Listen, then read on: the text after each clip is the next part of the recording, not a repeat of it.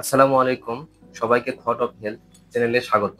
আজ আমরা এমন একটি বিষয় নিয়ে কথা বলতে যাচ্ছি যেটা সকল নারী নীরবে সহ্য করেন, কিন্তু খুব কম মানুষই এটা বুঝতে পারেন।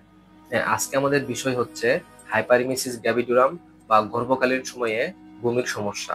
মানে এটা এমন এক ধরনের গর্ভকালীন বমি যা কখনো কখনো মায়ের জীবন পর্যন্ত কেড়ে নিতে পারে।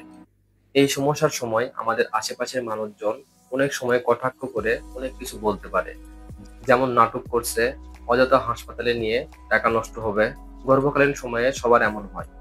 আমরা অনেকেই বলে থাকি গর্ভকালীন সময়ে বমিটা খুবই স্বাভাবিক বিষয়।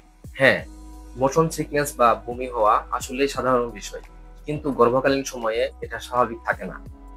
এটা হলো চরম ও মারাত্মক বমির সমস্যা, যেখানে একজন নারী নিজের দৈনন্দিন কাজ, এমনকি নিজের বাঁচার শক্তিটুকু হারাতে পারেন। প্যারিমিসিস গ্র্যাভিডোরাম হলে স্বাভাবিকভাবে যে লক্ষণগুলো দেখা যায়, যেমন দিনে অনেকবার বমি, পানি বা খাবার পেটে রাখতে না পারা, হঠাৎ করে ওজন কমে যাওয়া, শরীর শুষ্ক হয়ে যাওয়া, দুর্বলতা, মাথা ঘোরা, এমনকি অজ্ঞান হয়ে যাওয়া।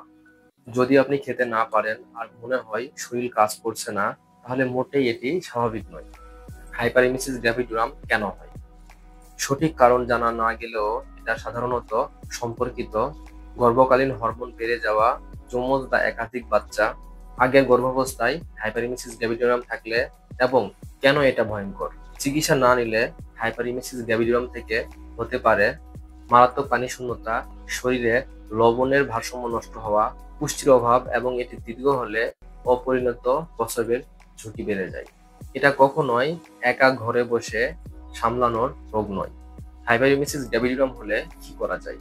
প্রয়োজন অনুযায়ী ওআরএস বা গর্ভাবস্থার সময় নিরাপদ বমির ওষুধ খাওয়া এবং অল্প অল্প করে খাবার খাওয়া, ঝাল তেল গন্ধযুক্ত খাবার এড়িয়ে চলা, ভিটামিন বি খাওয়া এবং পর্যাপ্ত বিশ্রামে থাকা, প্রয়োজনে হসপিটালে অ্যাডমিট হয়ে চিকিৎসা নেওয়া। মনে রাখবেন, এই রোগ চিকিৎসাযোগ্য, কিন্তু দেরি করা বিপজ্জনক। কিছু গুরুত্বপূর্ণ কথা সবসময় মনে রাখবেন। গর্ভবতী নারীদের কিছু কথা কখনোই বলবেন না, যেমন নাটক করা, আমাদের সময়তে এমন হয়নি, তুমি কি একমাত্র গর্ভবতী।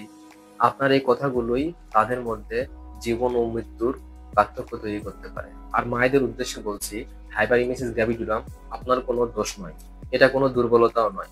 এটা, আপনি যদি অতিরিক্ত বমি এবং দুর্বলতা অনুভব করেন, অবিলম্বে ডাক্তারের পরামর্শ নিন।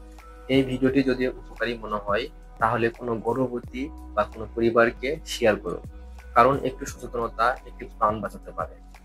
পরবর্তী ভিডিও পাওয়ার জন্য চ্যানেলটি সাবস্ক্রাইব করুন, আর যদি পেজ থেকে দেখে থাকেন তাহলে ফলো করুন। আসসালামু আলাইকুম।